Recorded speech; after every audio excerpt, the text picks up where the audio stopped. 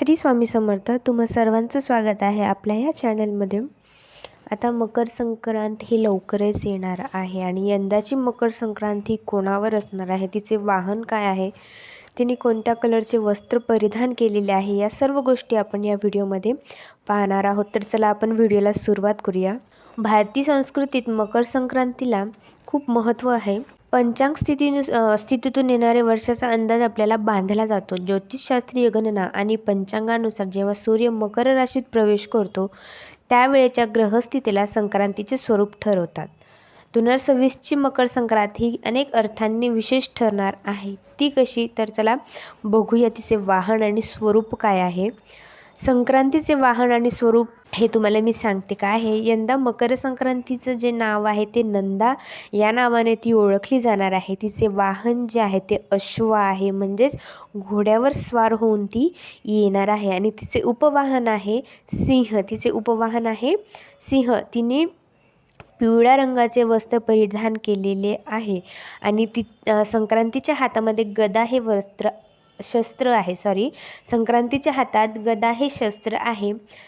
तिने कस्तुरीचे लेपन केले असून हातात जाईचे फूल आहे आणि ती बसलेल्या स्थितीमध्ये आहे. आता याचा सगळ्याचा थोडक्यात तुम्हाला अर्थ सांगते की अर्थ काय आहे. ज्योतिष अभ्यासकांच्या मते संक्रांतीचे हे जे काही रूप मी तुम्हाला वरती सांगितलेलं आहे त्याचा आपल्या देशाच्या आर्थिक आणि सामाजिक स्थितींचे जे काही संकेत आहेत ते संकेत आपल्याला यातनं भेटत असतात. तर कसे ते बघूया. वस्त्र आणि महागाई.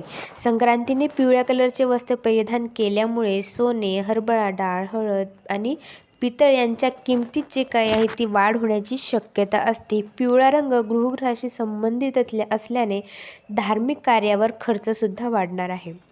शस्त्र. आता तिच्या हातामध्ये गदा हे शस्त्र आहे आणि हे शस्त्र जे आहे ते शिस्त आणि संघर्षाचे प्रतीक आहे. शत्रू राष्ट्रांवर वचक निर्माण होईल. तसेच वाहन घोडा असल्याने जगात राजकीय आणि तांत्रिक घडामोडींना प्रचंड वेग येणार आहे.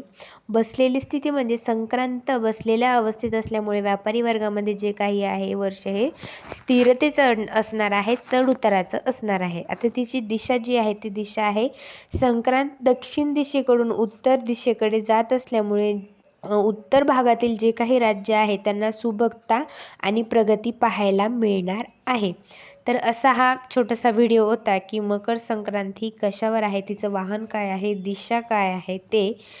तर तुम्हाला व्हिडिओ कसा वाटला मला कमेंट करून नक्की सांगा आणि अशाच व्हिडिओला पुन्हा बघण्यासाठी पुन्हा एकदा आपल्या चॅनलला नक्की तुम्ही सबस्क्राईब करा. पुन्हा अशाच एका व्हिडिओमध्ये आपण भेटूया. श्री स्वामी समर्थ.